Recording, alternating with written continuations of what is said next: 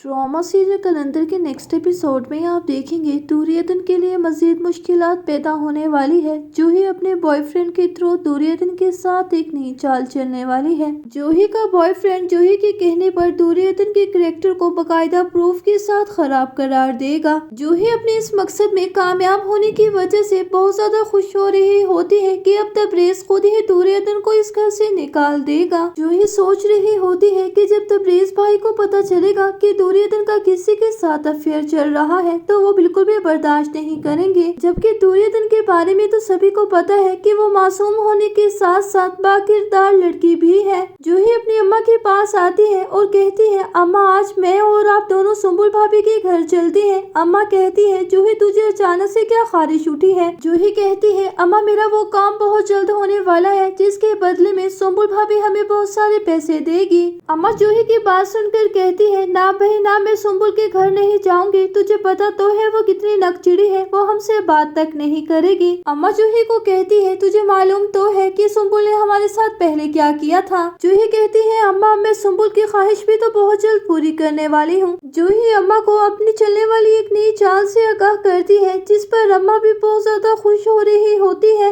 जूही और उसकी अम्मा दोनों तैयार होकर गाड़ी में बैठकर सुंबुल के घर जा रही होती है और अंदर ही अंदर दोनों माँ बेटी बहुत ज्यादा खुश हो रही होती है कि जब सुंबुल को हमारे इस चाल के बारे में पता चलेगा तो वो आज ही हमें कुछ न कुछ एडवांस में पैसे दे देगी। अम्मा गाड़ी में बैठकर तबरेज को फोन करके बताती है कि पुत्र मैं और जूही तेरे घर लाहौर 10 मिनट तक पहुंच रहे हैं। अम्मा तबरेज को कहती है कि गेट शीट खोल दे और अपने घर के मौजूद कुत्तों को बंद कर दे। तुझे पता तो है कि तेरी अकलौती बहन जूही कुत्तों से बहुत ज्यादा डरती है।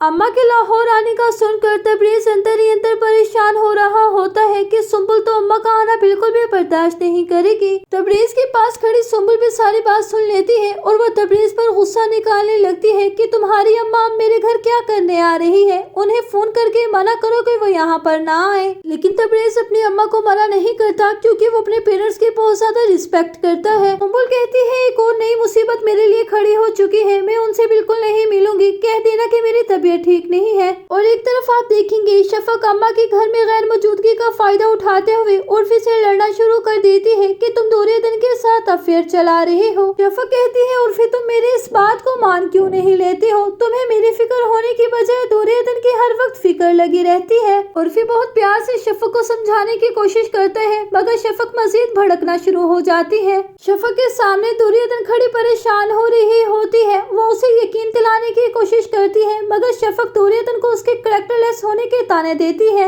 उर्फी से शफक की ये बात बिल्कुल भी बर्दाश्त नहीं होती। वो शफक के मुंह पर एक जोरदार थप्पड़ मारता है जिससे शफक अपना मुंह मलती रह जाती है। शफक गुस्से में भर जाती है और कहती है कि मैं 1 मिनट के लिए अब इस घर में नहीं रुकूंगी। उर्फी शफक को कहता है, जाओ जाओ निकल जाओ मेरे इस घर से, मैं तुम्हारी शक्ल भी देखना नहीं चाहता हूँ। शफक के घर जाने पर उर्फी शफक को डिवोर्स दे देगा। उर्फी और शफक को झगड़ता देखकर दुर्योधन कहती है कि उर्फी भाई शफक को कोई गलतफहमी हुई है और इसी गलतफहमी के गुस्से में उन्होंने ऐसा कह दिया है। ये कहने के बाद दुर्योधन अपने कमरे में जाकर फुट फुट कर रोना शुरू कर देती है कि मेरी जिंदगी में इतनी ज्यादा मुश्किलात क्यों आ रही है कि जिसका बोझ भी मुझसे उठाया नहीं जा रहा।